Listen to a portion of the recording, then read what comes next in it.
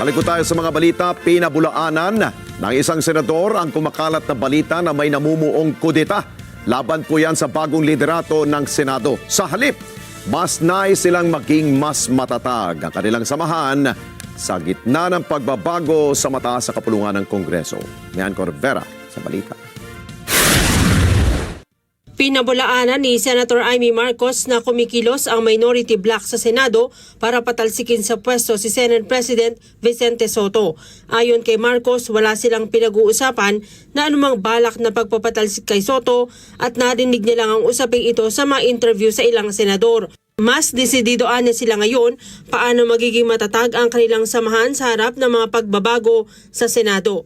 Pero sabi ni Marcos, hindi dapat maliitin ang minority bloc sa Senado dahil malaki pa rin ang kanilang numero. Hindi, walang pinag-uusapan na gano'n. Ang pinag-uusapan lang namin is staying alive. Ayan, yung mga reference, mayroong gano'n. Yung unang coup na naging minority na nga kami, hindi ko alam. Ito, kung magkukuna ulit, hindi ko na naman alam. Ang babaeng clueless ang title ko. Wala ring impormasyon si Senator Rodante Marcoleta sa mga umuugong na balitang papalitan si Sotto. Pero kinumpirma niya na nagpulong ngayong araw ang siyam na miyembro ng minority bloc. Hindi ko naman alam yan. Hindi naman ako chismoso. Pero para kay Minority Leader Alan Peter Cayetano, majority bloc ang nagpapalutang ng kuplat.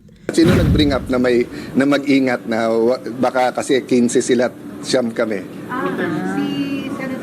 Si Senator Ping. Oh, sino din ang bumara sa nung Sunday na may niluluto? Sino din? Si Senator Ping din. Hindi dapat tayo takot sa sarili nating anino. Siya nag-bring up na may coup.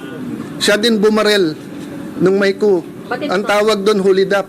Pag-amin niya dahil malaki ang numero ng minority bloc, laging may posibilidad na kuplat, lalo na kung hindi masaya sa liderato ng nakaupong Senate President. Pero sa ngayon, walaan niya silang ginagawang kuplat o recruitment para mapalitan si Sotto. Kakaupo nila. De syempre, solid pa sila. Oh. And hindi pa namin napag-usapan sa minority na kung meron man pagpapalit sino. Pumayag sila na ako'y minority leader. Wala pang nag-uusap as a group kung sinong Senate President. Ngayon, kung may discontent sa 15, problema nila yon, hindi namin problema yon. So sila nag-bring up, tapos sila din babarel. Sila din magsasabing may plot. Sila na nga nagpla-plot. Election pa lang, sinasabi lang papalitan nila si Senator Escudero. So we are minding our own business. With all due respect, Mr. Majority, mind your own business also. Wag niyong pakialaman yung minority. Pakialaman niyo yung sarili niyong mga problema. Sagot naman ni Sotto, meron man o wala, nakadepende pa rin sa kanyang mga kasamahan ang pag-upo bilang Pangulo ng Senado. The Senate President is always in office because of the trust and confidence of his colleagues. We serve at the pleasure of our colleagues. So if there are majority of the members of the Senate who want a different Senate President, what can we do? Kasabay naman ng pulong ng minority bloc, nagpatawag rin ng caucus ang majority bloc sa Senado.